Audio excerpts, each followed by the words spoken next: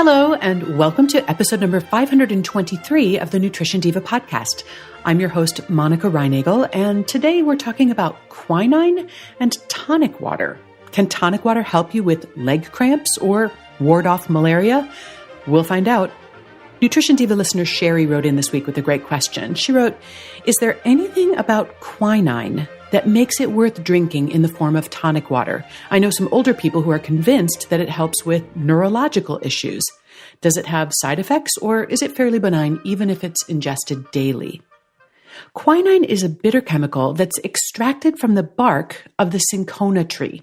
It's used in tonic water to impart that characteristic bitter flavor. In fact, I've made my own tonic water using cinchona bark that I bought online. My recipe involved boiling the cinchona bark with some other spices like coriander and juniper berries, and then combining that extraction with citrus juice, grated citrus peels, and sugar, and straining the whole concoction to produce a syrup. And then to use it, I would add a tablespoon or two of this syrup to a glass and fill it with plain soda water. Gin, totally optional. Now, making your own tonic water is fun, especially if you like those sort of do-it-yourself projects that require a bunch of esoteric ingredients or equipment, take a lot of time, make a big mess, and ultimately produce something that you could have bought at the store for $1. Of course, my tonic water tasted nothing like store-bought tonic water. Some of my friends thought that was a plus. Others, frankly, preferred the store-bought version. The other interesting thing about homemade tonic water is that it's not clear like store-bought tonic water, but more the color of weak tea. But back to Sherry's question. What are the medicinal uses of quinine?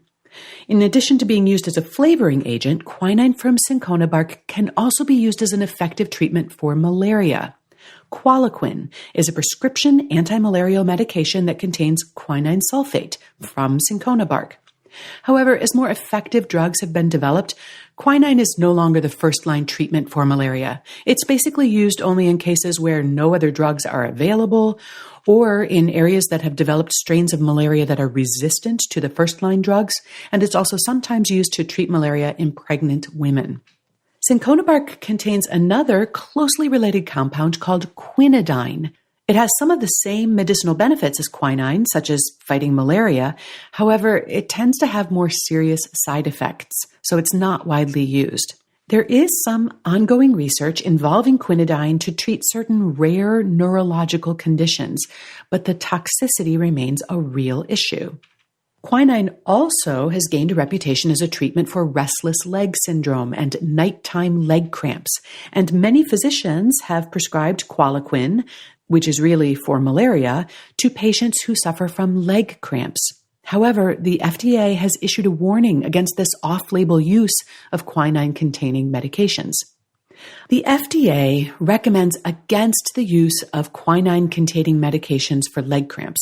In rare cases, these drugs can have serious side effects, such as severe bleeding disorders or kidney damage, and less serious side effects like digestive upset and ringing in the ears are much more common. Now, malaria is a serious, sometimes life-threatening disease. And for people with malaria that is not responsive to other drugs, or in cases where other drugs are not available, the benefits of quinine may outweigh those risks of side effects. But it's harder to justify those risks for the treatment of leg cramps, especially because there's not a lot of evidence to show that quinine is all that effective.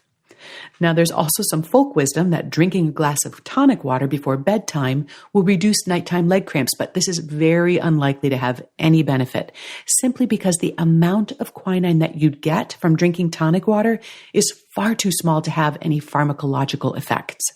Just to give you some idea what we're talking about here, the recommended dosage of Quinine for the treatment of malaria is about 2,000 milligrams per day.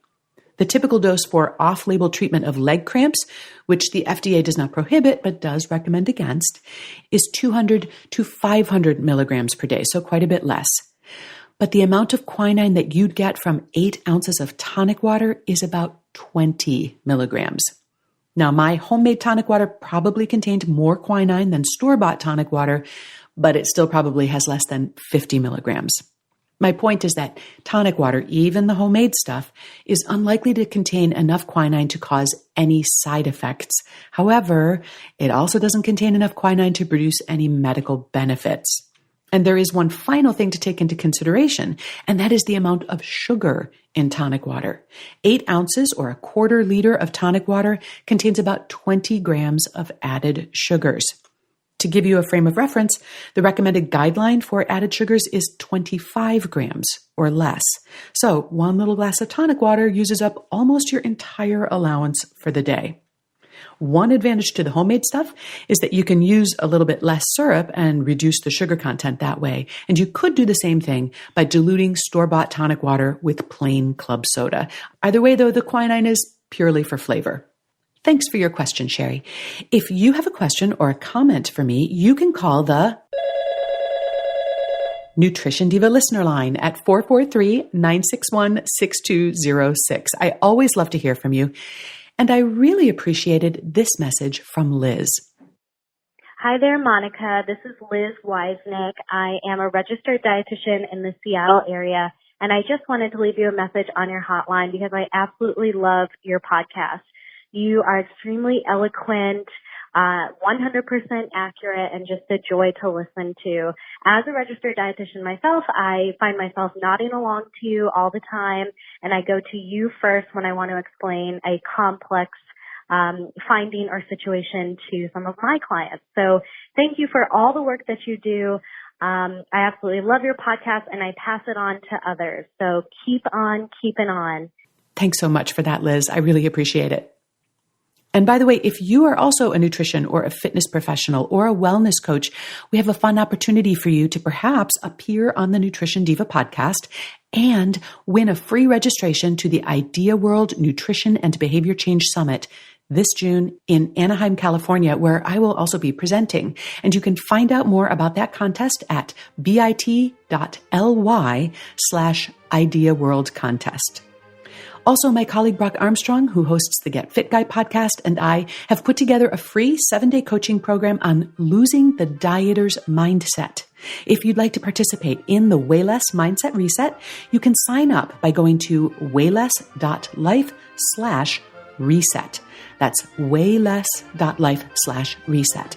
Our show is researched and written by me, Monica Reinagel, edited by Beata Santora, with invaluable support from the wonderful Quick and Dirty Tips team at Macmillan Publishing, and that includes Emily Miller, Michelle Margulis, Morgan Ratner, and our director, Kathy Doyle. Thanks so much for listening.